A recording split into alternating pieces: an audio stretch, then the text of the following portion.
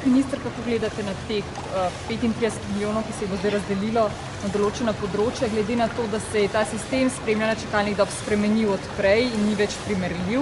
Se vam zdi to v redu v tem trenutku, glede na to, da trenutnih podatkov ne moremo primerjati s prejšnjimi? Podatkov res ne moramo primerjati, samo podatki so samo razdrobljeni. Prav natančno vemo, kje so predolge čakalne dobe in mislim, da bo denar potrebno usmeriti tja, najti izvajalce, ki so to pripravljeni narediti in v čim večji možni meri do konca leta to realizirati. Mislim, da lahko svojo finančno situacijo izvajalci popravijo tudi tako, da konkurirajo za ta denar in s tem dvignejo svoje prihodke.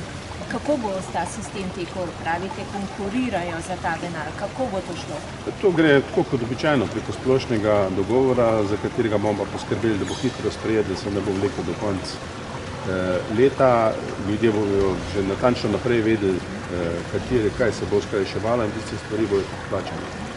Če ne bodo mogli recimo javni zavodi vsega opraviti, kako hitro bo to sploh znano, recimo, kajti leto je kratko, ne?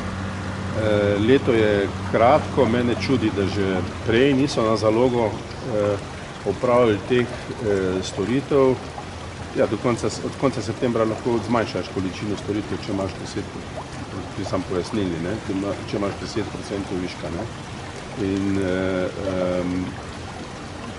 kompletnemu sektorju, se pravi vsi, ki so tudi koncesionarji, bojo lahko dvigovali program, ker je tako tudi formula naštimana, 20% preseganja nad planom.